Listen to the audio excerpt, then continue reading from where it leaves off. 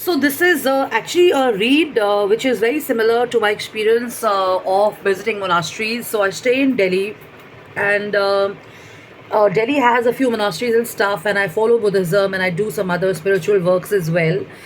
And having visited Leh Ladakh, last year, and also I've also been to Dharamshala and other places and stuff. So this is actually inspired from those. So, when you see a monastery, you have Buddhist monks who are kind of meditating or praying or chanting, and they are in the moment, and they are kind of devoting their entire time and attention and energy to one thing at a time. Okay, so they basically focused, and it is easy to say so, but I think most of us don't do that. So as I'm reading this book, I'm sitting on my computer, I'm thinking about what next I'm going to do and stuff. So it's not always possible to do the one step at a time thingy, and it does not work for everybody. So we are told this, one step at a time, one action at a time, one thought or one idea at a time and stuff. But then there are gifted people, or there are people who are highly inspired or creative, or they are highly well-written intellectuals and stuff, and they can't stop their thought processes because they have the best ideas coming in when they are in their thinking mode and stuff. So taking one step at a time is a very it's something which is regularly used in psychology as well, but it doesn't work for everybody. It doesn't help everybody. Okay, so now what happens? So these days there are distractions which have taken control of our lives. You have lots of people talking and sharing about a technological change, or turning their back on advantages they had previously, like sending or writing letters, meeting up and stuff, or dropping into somebody's office to have a chat and stuff.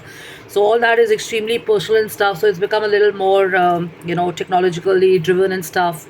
People are losing personal touch and stuff. It's getting mechanical and technical, and some people like me find it absurd. We've Some people like me have also gotten neck cervical and stuff like that, but shit happens anyways. I mean, it can happen to everybody.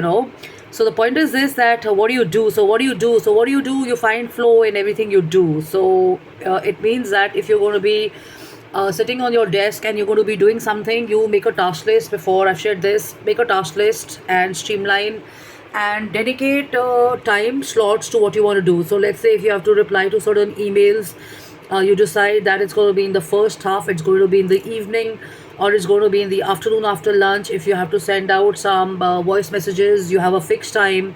If you have to kind of make some calls and stuff, you dedicate a time and stuff. So I'm talking about people who are running organizations. I'm talking about people who have to kind of do a lot of stuff. Being spontaneous doesn't always help, because you may think that you're making all your calls and putting in all your energy and time on calls, communication, or whatever. People are not responding because they're on their own stuff of the day and stuff like that. So what do you do? So what you do is that, firstly, because you yourself have to kind of stay spirited and stuff, you work on yourself.